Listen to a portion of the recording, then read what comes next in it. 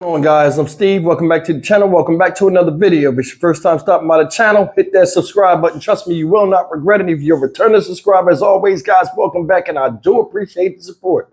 I always run out of breath when I do that, but I mean, it is what it is. All right, listen, guys. A couple hours ago, I did a story, had some new news about the attorneys in the Tyre Nichols case on the defense team for the Scorpion team unit, or the 4 officers. Well, the 5 officers, even though one of them said he's going to start telling. But they were in court today, and they were just announcing to the judge, you know, the presiding judge on that trial case, you know, Judge James Jones Jr., shout out, you know what I'm saying, that they had got all of the discovery, the guidelines, everything were met with the discoveries, which is basically the whole case file. Each of them got it, accepted it, and, you know, it's in their possession, and they've looked over it pretty much. Now, there was one snafu supposedly with some of the files they got in the discovery regarding the video. I'll play a video today that shows a little bit about that. This video is a top off of the other video I did that had information the other video didn't. Later on, I guess because it's later on in the day, they got the information. But anyway, I want to play this for you. And I'm going to point out 2 things. And then I'm going to come back and talk about it like I always do. And then we'll get up out of here. But there's some things I want you guys to know. And something heavy I'm going to drop on you guys at the end of the video. So please watch the whole thing. If not for yourself, for me. Please check it out. The former police officers charged in the beating death of Tyre Nichols appear to be headed for an August trial. Good afternoon, and thank you for joining us. I'm April Thompson. I'm Alex Coleman. Thanks for joining us today. Attorneys for the 4 of the 5 suspects were back in front of a judge this morning. Now, this all comes shortly after newly unsealed personnel records revealed Demetrius Haley faced past violations at a previous job. But it's video evidence that was one of the points of discussion during today's hearing. WREG's Jarita Patterson explains. The 4 remaining former MPD officers still awaiting trial in the beating death of Tyre Nichols, who have all pled not guilty, were not in court Monday morning, but their defense teams were present. Has all the discovery been completed? The state saying the discovery deadline was met. However, there may have been problems with opening or playing some of the video evidence. And I was just made aware of that this morning. I don't know if that is a tech issue with the copying or where the breakdown is. So we need to address that. Attorney Martin Zumack, who represents former officer Justin Smith, says he has come across playback problems. There were several sub-files. D9 and D13 jumped out at me that was hopeful to be what Mr. Massey had been asking for, and they would not open. Every other defense lawyer who attempted to play the various videos, to include John Perry, attorney for Tadarius Bean, have not faced obstacles. I think as of right now, most of the stuff does open for me, and I've gone through probably 80% of it. Meanwhile, Demetrius Haley's attorney, Michael Stingle, telling the court there is more to come. Physical evidence review has been scheduled for later in the month. The DNA bench notes, essentially, that have been ordered disclosed have not been received yet. However, it was anticipated that they would be received sometime next week. Judge James Jones Jr. wrapping up Monday's 5-minute hearing, telling the defense teams the accused, once again, do not have to appear for the next scheduled hearing in a few months. In fact, the next time we could see them. Still show the trial set August 12th of 2024. You can expect things to remain pretty much at a standstill, at least for the next 60 days. Judge Jones ordering the defense attorneys back to court February 2nd, saying any motions that need to be filed must be done so by that time. Of course, the story will continue following, bringing you any and all updates. Reporting outside the CJC, Jarita Patterson, WREG. All right, guys, that's the excess of what happened today in the courtroom regarding the Tyre Nichols trial and the defense lawyers and what they were doing and what they were talking about. Now, some of them, supposedly, the videos weren't planned, but it's just strange to me that they still wrote off that they got the discovery and they were fine with what they saw. That's what this was, in case you guys really didn't understand what was going on. They were just going and signing off saying that they got all of the stuff that was accountable, the sum total of everything. Audio, video, evidence, everything. Now, some of them were saying that they didn't have, that some of the stuff wasn't operating. But if you're a defense lawyer, you know, there's the time for them to get their appeals and stuff in, because, I mean, they've been had these discoveries. This was the deadline to have all of this stuff to where, you know, if you was going to do any appeals or anything, you could do it now. They all said no. Do you notice that? If the video didn't work and you're trying to get your guy the best deal and all this stuff, most defense lawyers would have been like, hey, listen, this didn't work. You know, they'd put a lot of obstacles in the way to prolong this to save their clients. These folks didn't. Now, sorry about that. This is a good video to do. And the reason why is the three lawyers you hear about the most are Blake Bowlen, that's Desmond Mills Jr.'s attorney. He's the one of the officers that is going to turn state's evidence and testify against the other four. You hear about him a lot. We know what he looks like. Then you have Bill Massey, who is Emmett Martin III's lawyer. He's made an appearance, spoke a little bit about his client. We know what he looks like. Then you have my man, a.k.a. La Parakeet Face, John Perry, who is Tadarius Bean's lawyer.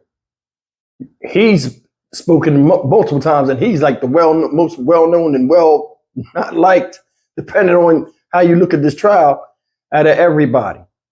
Now, I noticed, and I was going to say this in my other video, you never hear anything about Justin Smith or his attorney. Do you notice that? He's the quietest one. You don't hear anything about him.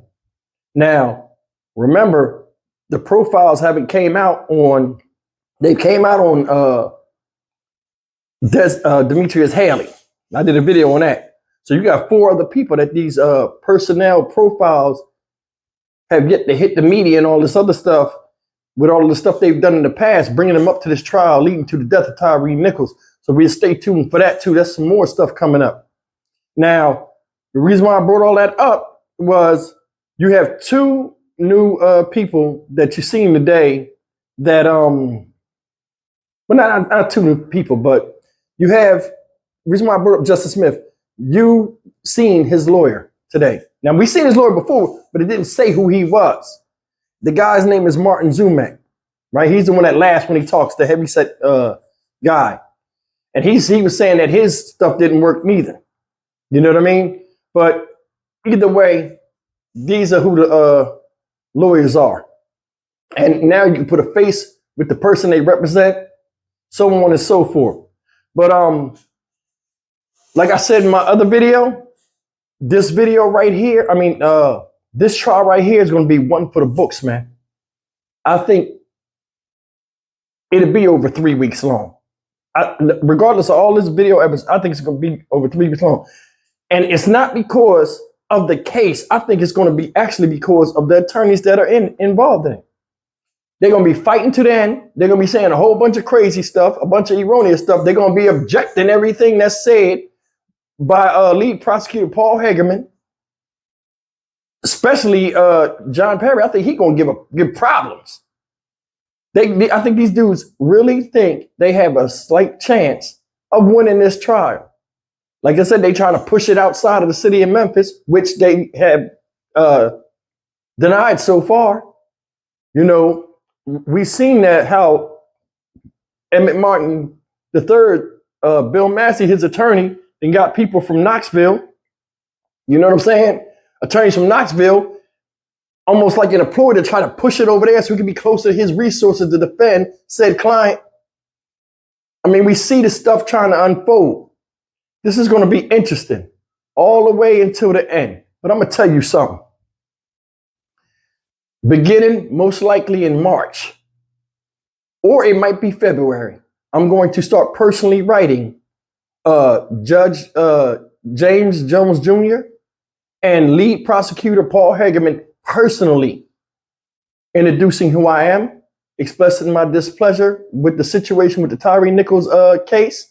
And I'm also be letting them know in some of the comments that you guys have sent me, I'm not going to say your names, But I'm going to just say, you know, me, who I am, content creator on YouTube, what my platform's about, why I cover this story, why it hit me deep in my heart, and why I want to see justice just as bad as his family and other residents in the city of Memphis. And I'm going to tell them, hey, you know, listen, can't mess this up. Stay on it. I just want to let them know there are people outside of the city of Memphis that this thing has immensely affected. Some of you guys have contacted me. I'm not going to say your names or anything like that. You have had children killed by police. You got cases that are unsolved where they deal with police brutality. Some of y'all have sent me your cases, and I do appreciate that. This thing is bigger than us, and it has to be pushed. We got to push this narrative, this thing right off the table. Now, are all cops bad? No. Not all cops are bad, and I am not anti-police because I can't do that job. So shout out to the police that's doing the right thing. But I'm going to tell you something. What these people committed, was a treasonous act. And I'm going to tell you, it's a treasonous act because it put the city of Memphis in jeopardy, which is a state in America, put them in jeopardy. And it was a terroristic act against somebody that was a regular citizen that didn't deserve to be in that position. Y'all agree or disagree? Being a policeman is a tremendous responsibility. It's a tremendous amount of pressure on it. To wear that badge, it means something. People respect it, or they're taught to respect it. A lot of times when people are young, they want to be policemen. I didn't, but I mean, some people do. Police are taught that when you're younger, that if you need help, they'll help you. They're the good guy. Positions matter, and so does the responsibility that go with them. And on top of that, I'm telling you right now, these dudes right here are all at fault. Don't never think with me doing these videos that these people, I'm defending them in any light. I'm just speaking from the mindset I think these officers have. I don't know these people from a can of paint, but I do know they know who I am. I've been told that. They watch these videos, and that's okay. A lot of people I do these videos on will most likely come in contact with these videos. Some of these people will see my face in trial because I plan on taking my channel and being more than just somebody sitting in this room talking to you guys, delivering content. Somebody asked me before, does it bother me and take a toll on me doing these cases of child abuse and things like that? Yeah, it takes a toll, but it also builds empathy within myself that I never thought I had for another human being that I do not know. And that's what I'm trying to get out to you guys and have you guys understand. Just because we on the planet don't mean everything revolves around us. There are other people here too, fighting a good fight and trying to move forward and get the same things we go, and they got the same problems we do. So it's no reason why when we're mad, we should be mad at everybody else, because we are not in this boat alone. Before I get out of here, I'm gonna tell you, this trial right here is going to be something else. And I cannot wait. August 12th, 2024. It'll be the rumble in the jungle in Memphis. And I'm gonna be right there in the bushes, peeking and making sure everything goes straight. Now, I ain't got no power, but I'm gonna tell you something. Just me doing my part as seeing this through, seeing the Alicia Watts case through. Shout out North Carolina, I was just down there at a gravesite, you know what I mean? I'm out here. I'm gonna be seeing some of these cases through, these cases that make this channel grow. I owe it to you guys. I owe it to these families that I don't know. Some of them I know, some of them I don't. But the bottom line is this. For there to be justice, there had to be people that seek it. And we have to come together and be en masse, unified, to show displeasure in things that could affect us like they affected somebody else. That's all I'm saying. I'll be writing Judge James Jones Jr. and I'll be writing Paul Hagerman, the lead prosecutor. Hopefully, when I'm down there, I can ask them some questions because I got a press membership and press pass and stuff. You'll see me right up there with every other reporter. Hopefully, I can get some questions asked out there, you know, during the trial or whatever. In addition to these lawyers here too, maybe I'll be able to speak to them guys and get a semblance of what's going on. But I mean, I'm excited. And I'm excited to take you guys with me. I'm Stock Market Steve for the Dynamic Reason channel. As always, like, comment, share, and subscribe. Justice for Tyre. I'm out.